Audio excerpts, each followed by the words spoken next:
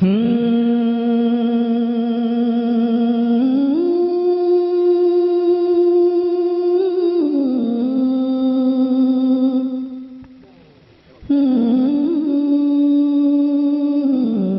इस साइट पर पहली बार आए हैं तो सब्सक्राइब वाला बटन दबाकर ऑल वाला बेल को क्लिक करें और नए वीडियो के नोटिफिकेशन पहले पाएं। कांग्रेस मुक्त भारत का नारा लगाने वाले प्रधानमंत्री जी अपनी पथराई आंखों से किंग कर्तव्य विमूढ़ होकर समीक्षा में लगे हुए हैं कि आखिर कसर कहां रह गई। सभापति महोदय, सारे प्रहसन किए गए, भाषाई मर्यादा को तार तार किया गया, एक पूरी कौम को घुसपैठिया पुकारा गया, मछली, मंगल सूत्र, भैंस से होते हुए मुजरा जैसे शब्दों से भाषणों को सजाया गया, चुने हुए मुख्यमंत्रियों को जेल भेजा गया, महाराष्ट्र में राजनीतिक दलों को तोड़ा गया, उनके सिंबल छीने गए, चाहे वो शिवसेना हो चाहे वो एनसीपी हो, विपक्ष के सबसे बड़े दल के बैंक अकाउंट को फ्रीज किया गया। उसके बाद मोदी सरकार चुनाव लड़ने के लिए जनता के दरबार में गई, लेकिन बाहरी जनता ने दिखा दिया कि दर्द की हद से गुजारे तो सभी जाएंगे, दर्द की हद से गुजारे तो सभी जाएंगे,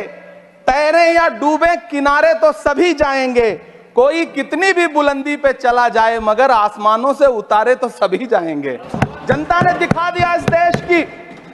मैं महामहिम राष्ट्रपति महोदया के भाषण पर चर्चा करने के लिए, अभिभाषण पर चर्चा करने के लिए यहां खड़ा हुआ। सरकारी भाषण की मजबूरियां होती हैं, सरकार की तारीफ करनी पड़ती है, लेकिन जिस एक शब्द के इर्द गिर्द पूरा भाषण बुना गया था वो था अमृतकाल। सभापति महोदय, छात्र नौकरी मांगने पर लाठियां खा रहे हैं, 2 जून की रोटी मुहाल है, पेपर लीक ने लाखों छात्रों का भविष्य चौपट कर दिया है और देश को बताया जा रहा है कि अमृतकाल आया है। कभी कभी मेरा मन करता है कि मणिपुर में निर्वस्त्र करके घुमाई गई बेटियों से पूछूं कि अमृतकाल आया है या नहीं आया है।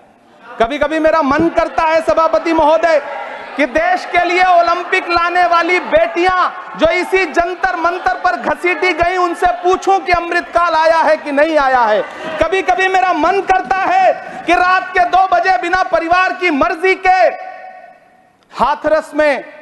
जलाई गई उस दलित बिटिया जो बलात्कृत थी, उसको स्वर्ग में संदेशा भेजूं और उससे पूछूं कि आया हुआ अमृतकाल तुम्हें दिख रहा है या नहीं दिख रहा है। कभी कभी मन करता है कि मैं बिल्किस बानो से पूछूं कि देश में आया हुआ अमृतकाल तुम्हें नजर आ रहा है या नहीं आ रहा है। सभापति महोदय, कभी कभी मन करता है कि भीड़ के जरिए लिंच करके मारे गए पहलू खान की 85 साल की दोनों आंखों की अंधी मां से पूछूं कि देश में आया अमृतकाल तुम्हें दिख रहा है या नहीं दिख रहा है। कभी कभी मन करता है कि ईद के कपड़े खरीद कर लौट रहे 17 साल के हाफिज जुनैद से पूछूं, जिसे बल्लभगढ़ में ट्रेन में लिंच करके मार दिया गया, कि अमृतकाल आया है या नहीं आया है। कभी कभी मन करता है नजीब की मां से पूछूं, कभी कभी मन करता है कि तबरेज अंसारी की विधवा से पूछूं, कभी कभी मन करता है कि सहारनपुर के उन 3 बच्चों से पूछूं जिन्हें छत्तीसगढ़ में लिंच करके मार दिया गया। सभापति महोदय, कभी कभी मन करता है कि मैं गुजरात के चिखोदरा में क्रिकेट मैदान में लिंच करके मार दिए गए सलमान बोहरा के परिवार से पूछूं कि अमृतकाल आया है या नहीं आया है। कभी कभी मन करता है कि मैं अलीगढ़ के औरंगजेब उर्फ फरीद से पूछूं जिसे लिंच करके मार दिया गया और बाद में उसी मृतक के ऊपर डकैती का मुकदमा कायम किया गया। सभापति महोदय, यह कैसा अमृतकाल है जिसके अभिभाषण में स्वास्थ्य पर सिर्फ आधे मिनट पर चर्चा हुई। कैंसर के मरीज दिन ब दिन बढ़ रहे हैं, हार्ट अटैक से हंसते खेलते बच्चे जान गंवा रहे हैं, कभी क्रिकेट के मैदान में कभी जिम में, और इस सरकार के पास स्वास्थ्य पर बात करने के लिए आधा मिनट है। सभापति महोदय, कोविड वैक्सीन को लेकर के लंदन की अदालत से जो तथ्य देश के सामने आए हैं, उन्होंने भय फैला रखा है। कांग्रेस की सरकारों ने भी चेचक, पोलियो और प्लेग जैसी महामारियों के टीके लगवाए, लेकिन न तो कभी सर्टिफिकेट पर अपना फोटो छपवाया और न कभी उसके नाम पर वोट मांगे।